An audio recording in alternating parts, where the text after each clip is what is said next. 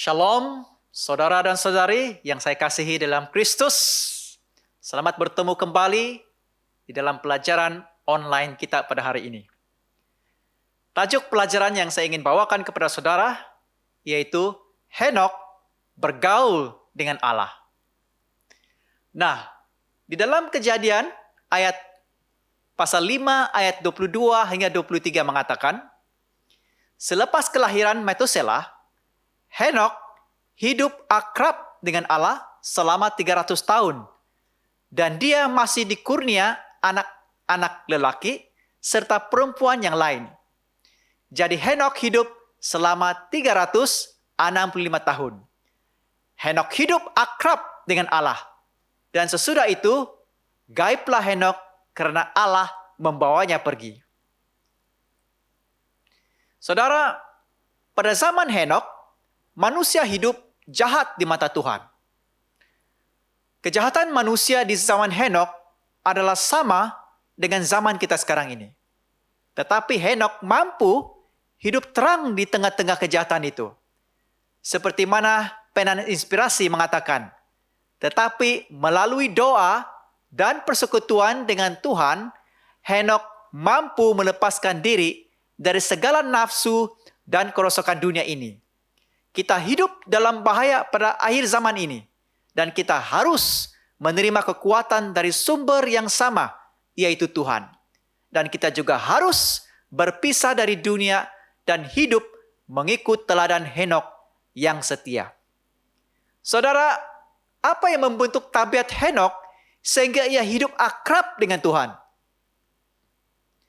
Seorang pakar motivasi, Nick Vujicic, mengatakan, your character is formed by the challenge you face and overcome.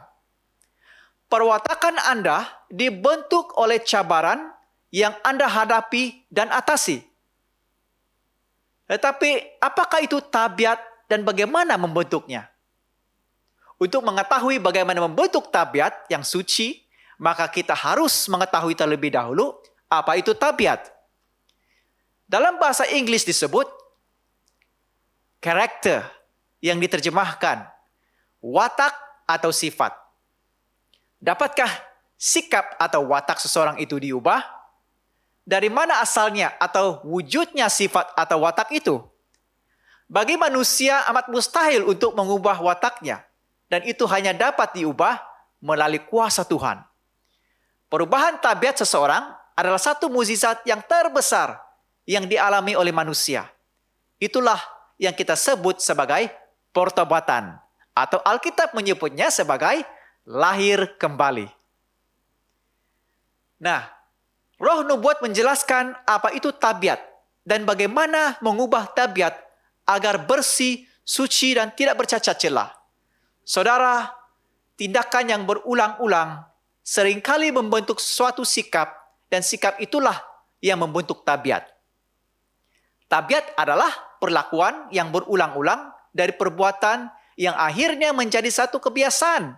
Dan ia akan membentuk satu tabiat yang sama, yang baik atau yang jahat. Saudara, perbuatan-perbuatan yang diulang-ulang itulah yang akan membentuk satu kebiasaan. Dan kebiasaan itu akan membentuk tabiat. Jika sesuatu tabiat itu berasal dari perbuatan yang diulang-ulang, maka ia akan menjadi satu adat kebiasaan di dalam kehidupan kita. Kita tidak boleh menganggap remeh sesuatu perkara yang kecil sehingga itu menjadi satu kebiasaan di dalam kehidupan kita. Kebiasaan melakukan perkara yang salah, walaupun kita menganggap ia hanya perkara yang kecil, akan merosakkan pembentukan tabiat yang suci. Dan tabiat yang cacat inilah yang akan menghalang kita masuk di dalam kerajaan surga. Di dunia ini, ramai orang yang ingin melakukan perkara yang besar dan ingin mencapai satu kedudukan yang tinggi. Namun jangan lupa, mereka yang mencapai perkara yang besar dan melakukan hal yang besar serta menduduki jawatan yang tinggi adalah mereka yang telah terbukti setia dan cermat dalam melakukan perkara yang kecil. Seperti satu petikan mengatakan, karena kegagalan memenangi ujian dalam perkara yang kecil akan membentuk satu kebiasaan hidup. Dan ini akan menjadikan satu tabiat yang tidak baik. Dan ketika ujian yang lebih besar tiba, mereka didapati tidak bersedia. Di dalam pekerjaan kita sama ada kita berjabatan tinggi atau rendah, melakukan perkara yang kecil adalah sama penting dengan melakukan perkara yang besar. Saudara, ingat saja apa yang berlaku pada roket Gemini 6 sewaktu pelancarannya. Pelancaran roket Gemini 6 yang begitu besar dan berat itu diorbitkan ke angkasa dari lapangan Cape Kennedy. Malangnya pelancaran tersebut mengalami kegagalan hanya karena tersumbatnya saluran air yang amat kecil. Pada mulanya roket tersebut meluncur dengan cepat ke angkasa dan disaksikan oleh jutaan manusia di bumi ini. Tetapi tiba-tiba roket itu tidak dapat naik dan malah mulai mundur dan akhirnya jatuh kembali ke bumi. Alangkah kecewanya semua penonton, terutama sekali para pegawai tinggi kerajaan Amerika Syarikat. Nah, setelah diperiksa, maka didapati bahwa saluran air yang amat kecil tersumbat sehingga menyebabkan roket itu tidak dapat meluncur ke angkasa.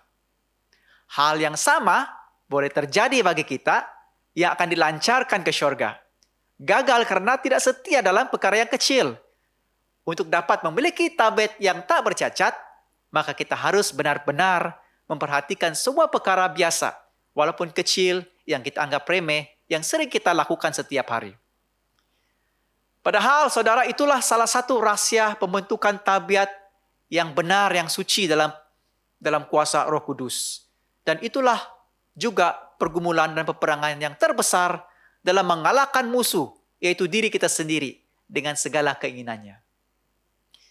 Nah, penan inspirasi mengatakan, mereka yang menang dalam segala hal dan yang menanggung setiap ujian serta telah berhasil, walaupun berapa harganya, dan telah mengambil nasihat dari saksi yang setia, mereka akan menerima hujan akhir serta layak untuk diubah. Saudara dan saudari yang saya kasihi dalam Kristus, kemenangan dalam segala hal dalam menempuh ujian iman serta penyangkalan diri terhadap semua keinginan daging dan kemewahan dunia merupakan satu harga yang harus dibayar. Dan itu menjadi satu syarat agar kita dapat menerima kecurahan hujan akhir yang kita tunggu-tunggu selama ini. Itulah salah satu kuasa yang menjamin kita untuk memperolehi kemenangan hingga perjuangan akhir, sampailah Tuhan Yesus datang menjemput kita ke syurga. Demikianlah Henokh telah hidup suci, menang dalam setiap perkara yang kecil di tengah-tengah manusia yang jahat pada zamannya, karena perhubungannya yang sangat erat dengan Tuhan. Dia hidup bergaul dengan Tuhan lebih dari 3.000 tahun. Maksud saya 300 tahun. Ya, dia telah hidup bergaul dengan Tuhan selama 300 tahun. Dan dalam kehidupannya, dan akhirnya dia diangkat ke syurga. Nah, di tengah-tengah kesibukannya, dia bukanlah seorang pemalas, dia juga bekerja. Ya, maksudnya dalam kesibukannya Henokh tetap mempertahankan hubungannya yang erat dengan Tuhan. Dia memisahkan dirinya dari dunia dan menggunakan banyak waktu dalam doa dan persekutuan dengan Tuhan. Dia mewakili umat-umat yang setia di hari-hari yang akhir. Umat-umat Tuhan harus memisahkan dirinya dari dunia. Bukan hanya dari segi fisikal, tetapi juga secara mental. Pikiran secara rohani, dan kejahatan ini tetap ada di dunia ini. Malah ia lebih mengerikan. Saudara, kalau dibandingkan pada zaman Henokh, kejahatan manusia itu tetap sama. Tetapi Henokh mampu memelihara hubungannya dengan Tuhan. Di dalam buku Patriarch and Prophet, halaman 88 dan 89 mengatakan, maka Henokh pun diubahkan tanpa mengalami kematian, dan dia telah diangkat masuk ke dalam syurga. Demikianlah satu umat dipersiapkan untuk bertemu dengan Yesus pada kedatangannya nanti. Mereka yang telah hidup saleh pada saat Yesus turun dari syurga akan diubah dalam sekelip mata, serta memiliki tubuh yang mulia dan kekal. Bagi mereka yang ada di dalam kubur, yang mati dalam Yesus Kristus, akan bangkit kembali dalam keadaan tubuh yang mulia tanpa ada cacat celah. Mereka akan bergabung dengan mereka yang masih hidup dan bersama-sama masuk ke dalam kerajaan syurga. Mereka akan diubah hidup-hidup tanpa mengalami kematian apabila Yesus datang kali kedua. Kita harus mempunyai tabiat yang sama seperti Henokh yang telah hidup dengan kejahatan manusia pada zamannya. Saudara, sebelum saya mengakhiri, suka saya memberi satu ilustrasi dari pelajaran ini. Ada seorang pemuda yang telah mengambil keputusan untuk berlayar mengelilingi dunia. Sebelum dia pergi, ibunya telah berpesan kepadanya, "Ingat identitimu." Apa maksud ibunya itu? Maksudnya, jangan lupa diri. Jangan lupa Tuhan. Ingat hubunganmu dengan Tuhan, di mana saja Anda berada, dan jangan tinggalkan Tuhan. Setelah menyatakan iya pada ibunya, pemuda itu pun meneruskan pelayarannya. Dalam pelayarannya itu, satu malapetaka telah terjadi. Kapal yang dia naiki itu telah pecah dipukul ribut dan taufan lalu tenggelam. Pemuda itu bernasib baik karena terselamat dari bencana itu karena berpaut dengan sebuah kota. Dia telah terapung-apung di lautan yang luas selama beberapa hari sehinggalah dia terdampar di sebuah pulau. Tubuhnya kelihatan lemah karena sudah beberapa hari dia tidak makan. Pemuda itu sadar yang ia harus mencari sesuatu untuk dimakan di pulau itu untuk terus hidup. Lalu dengan tubuh yang sakit dan lemah, dia menguatkan semangat dengan mengelilingi dan meninjau pulau itu. Setelah berjalan beberapa jam, pemuda itu terlihat ada sebuah rumah yang berdekatan. Dengan gembira, dia menuju ke rumah itu untuk mencari seseorang kalau dia boleh meminta sedikit makanan. Setelah sampai ke rumah itu, dia dapati tidak seorang pun yang berada di situ. Tetapi apa yang dia lihat, di dalam rumah itu ada banyak makanan serta lauk-lauk yang baru saja siap dimasak. Saudara ingat keadaan pemuda itu yang sangat lemah dan lapar? Sekarang saya ingin tanya kepada saudara, kalau kamu di tempat pemuda ini, apa tindakan Anda? Makan saja makanan yang sudah ada di depan mata? Atau hanya sesudah makan kemudian beritahu tuan rumah itu? Atau pergi mencari tuan rumah itu terlebih dahulu? Atau apa jawaban Anda?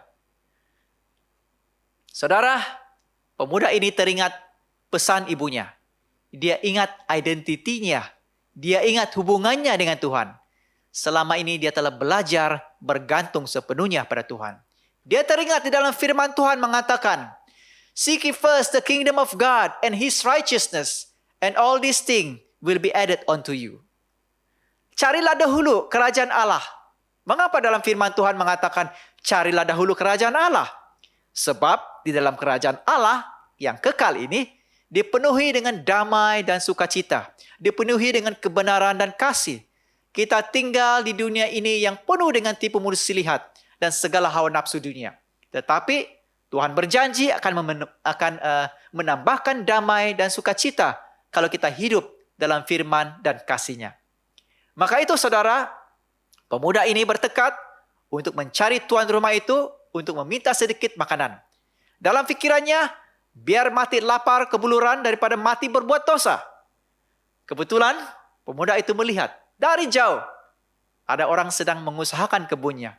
Lalu pemuda itu berpikir, mungkinkah ini tuan rumah tersebut yang dia cari? Lalu ia memutuskan untuk menuju ke arahnya.